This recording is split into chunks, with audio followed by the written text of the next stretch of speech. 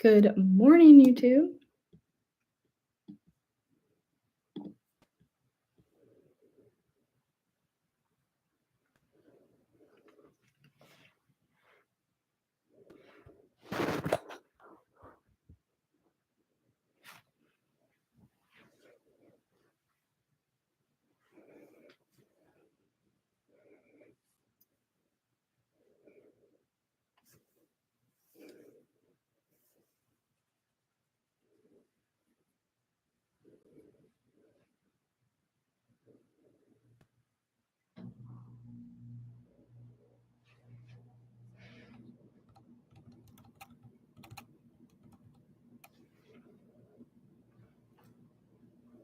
All right, we're going to get Instagram going.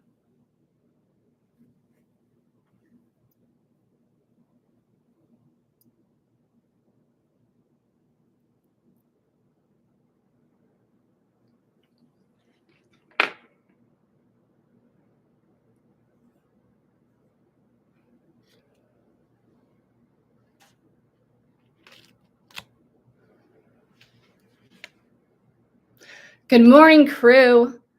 Welcome to the Jerry on Ice segment of the PT on Ice Daily Show. My name is Julie Brower. I am a member of the Older Adult Division. Excited to be here with you all on Wednesday, where we jam on all things older adults. Excited to be talking to you all this morning about patient education. Our topic specifically is patient education, finish the drill. All right. So what we are going to talk about this morning is the problem with what many clinicians perceive to be effective patient education. And then I'm going to unpack a 3-step framework that you all can use to level up your patient education interventions. And I'm going to then share a few really detailed examples of how you can implement this going forward using clinical scenarios that many of you all experience pretty frequently. The goal here is that we just walk into the rest of our week doing 1% better. Okay. All right. So what is the problem with patient education? The standard. Too often, we act like a fire hose. We flood our patients with too many recommendations, and we think that is effective patient education.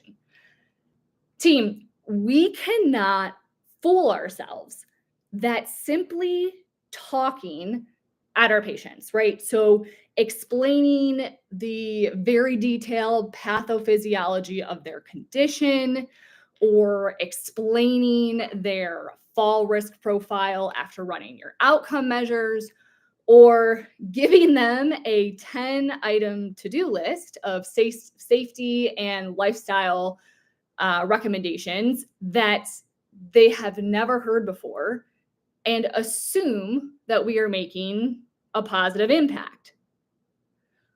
Many times I think this comes from the fact that we didn't really learn in school how to be effective at communicating to our patients and providing education. And then we just kind of followed what our CIs did, right? I am so guilty of this. I remember as a new grad going into a patient and you're so excited because you want to tell them everything in your brain that you know. You want to share your knowledge. And I remember I would just fire hose for 10 to 15 minutes. And I would walk out of that room and be like, man, I crushed it with Dolores. Like she just learned so much. I just did an awesome job. And then I would sit down and write literally a paragraph of all the things that I educated my patient on. And for some reason, because I wrote an entire paragraph of my educational interventions, that must make it good, right? Like I perceived that I did this awesome thing. So I think that's a scenario that we find a lot. The other scenario, which I've also been here, and many of you have probably been here too, is that you constantly have this productivity being shoved down your throat, or you are just so freaking burnout and so exhausted, you look at your clock and you're like, I got to get this last patient in.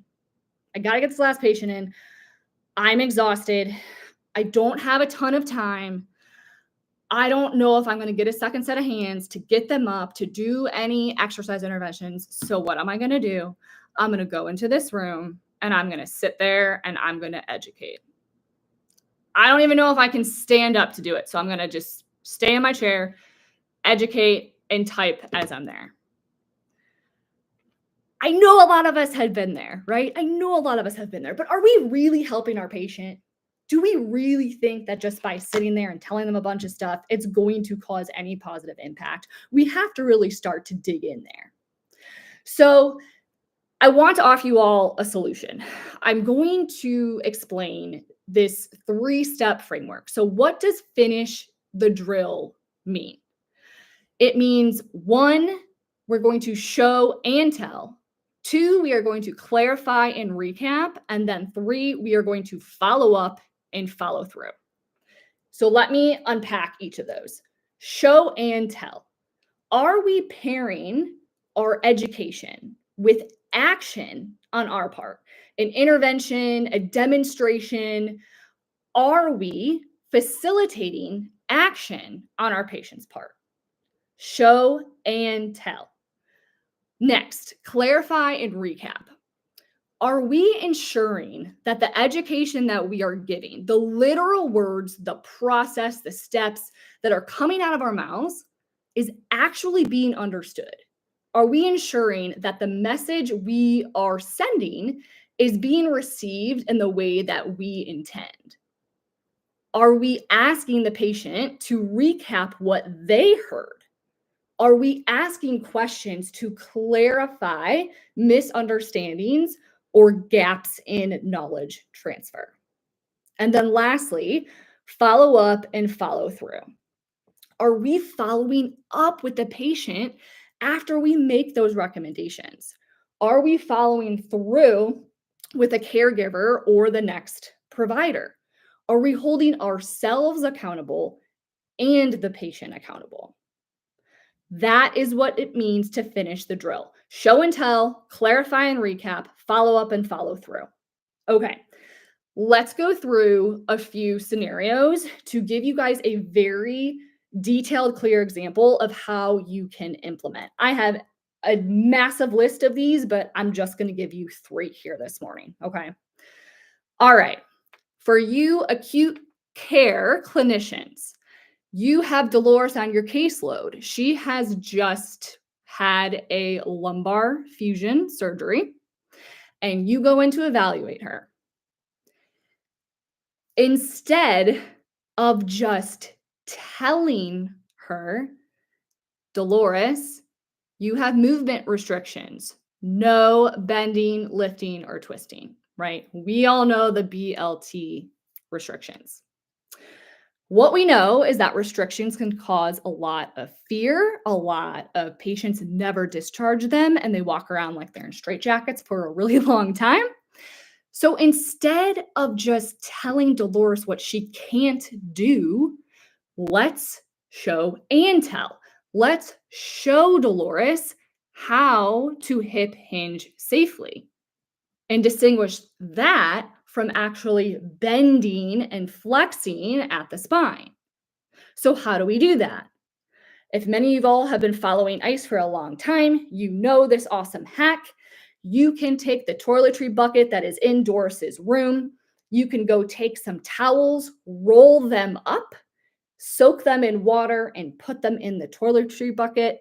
You can put that toiletry bucket on an elevated surface like the bed or the chair, and you can show Dolores how to safely hinge. Let's clarify and recap. Let's ask Dolores, hey, Dolores, do you have any questions about moving your back safely and rebuilding its strength? Let's have Dolores recap the points of performance of that hinge motion and demonstrate it for us. Lastly, let's follow up and let's follow through. If you are lucky enough in acute care to see your patient twice, let's say it's the very next day, or maybe it's later in the day on the same day, you can ask, Dolores, set the environment up. Show me how to pick this up. We are checking for Dolores's ability to have those points of performance and be able to form that hinge movement. Let's follow through, which is very hard to do as an acute care clinician because many times you have no communication with that next provider. You don't ever get to see Dolores again. How can we do it to the best of our ability? We can follow through by talking to Dolores, maybe putting it in her phone or on a piece of paper. I need you to show this to your outpatient PT. And what does it say? Can you please teach me how to deadlift? Right? We are planting a seed, passing the baton, trying to make sure she stays in that fitness forward lane because we don't want her back on our caseload. Maybe we even take it a step further and we actually recommend to Dolores a specific fitness forward PT in the outpatient setting who we are going to want Dolores to go to. Finish the drill. Okay, let's talk about a home health example here. So let's say you have Dolores in home health. We know that her visual acuity is impaired, right? Maybe you have done an acuity test. You know that her prescription on her glasses are really outdated. Let's not just tell Dolores about the importance of vision, helping her balance to prevent a fall. Let's not just tell her to make that eye appointment with her doctor and then walk out the door and hope that she does it. Let's show her how to send a message via MyChart. Guys, like systems are starting to charge patients for MyChart messages. Let's start to show them how to send appropriate messages via MyChart, right? Let's make this actionable. What if we call the doctor, put them on speakerphone with Doris, guide Doris how to schedule her own appointment to increase her self-efficacy? Let's clarify with Dolores by asking, are there any barriers that you can perceive getting to this eye appointment? Let's follow through by contacting a caregiver to schedule with them, hey, this appointment, Dolores has an eye appointment this day, this time. Are you going to be able to take her? Let's make sure it's on both of your all's calendars, right? Or maybe we plan ahead with a service like GoGo Grandparent so that we know that the transportation piece that was a barrier is now something that it is facilitated and that we have taken care of that. Okay. Lastly, let's talk about an outpatient example. All right. You're working with Dolores, an outpatient. She lives with her partner at home. She's got some balance issues. She has had a fall. So you are treating her. Let's not just tell Dolores to take up her rugs and put nightlights around her house. How often do we give that cookie cutter recommendation of let's remove all your rugs, right? Instead, how about this? How about we make this actionable and we get Dolores or Dolores's partner or a caregiver to get a video walkthrough of the pathway from the edge of her bed, into the hallway, into the bathroom, into the living room, out her front door, whatever her normal pathway is for the day. What if we get a video so that we can actually see what her home environment looks like? And then we can say, okay, Dolores, that rug, that one, the one with the tassels that she's probably going to trip over or she has tripped over. Can we get rid of that rug, Dolores? Why don't we clarify by asking, Dolores, are you willing to get rid of that rug? Older adults, we know this, guys, right? It's really hard to tell them to get rid of rugs. They may be really resistant to that. So, Dolores, are you willing to get rid of that one rug? Because you have gone through and you've triaged out of all of the rugs, that's the one that's going to cause us the most problem. What if we ask, Dolores, what are your feelings surrounding getting rid of your rugs? And you dig a little deeper there. Let's follow through with talking about how we're going to actually get this done. Because maybe Dolores may not have the capability to get down on the ground and remove her rugs. So, what if our follow through is calling nephew Johnny to ask him, hey, would you within this week come over to Dolores's home and help her take up her rugs? Right?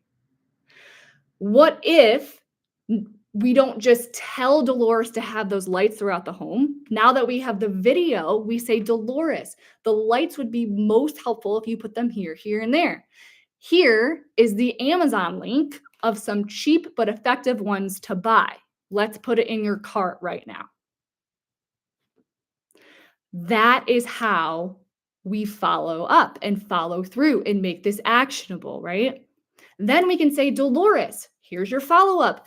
Bring in a video in the next week and show me what your pathways look like now. So you are able to see that we have followed through with this recommendation. The nightlights are where they're supposed to be, and the rugs are taken out. Guys, this is what it means to finish the drill with our educational interventions. Show and tell, clarify and recap, follow up and follow through.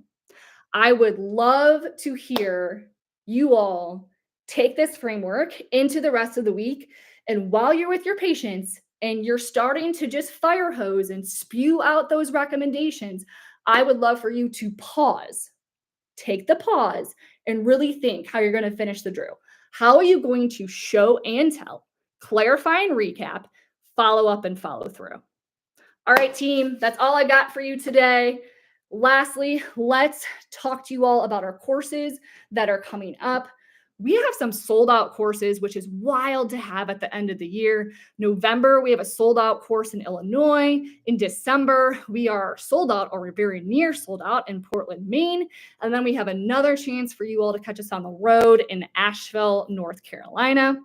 In January, first of the year, we are going to have both of our online courses, our level 1 and level 2, formerly known as Essential Foundations and Advanced Concepts, that are going to be starting up on January 10th and 11th. You know where all that info lives, ptinice.com, mmoa.online. Hit us up if you have any questions. Go out there and start to make those educational interventions just 1% better, team. All right, y'all.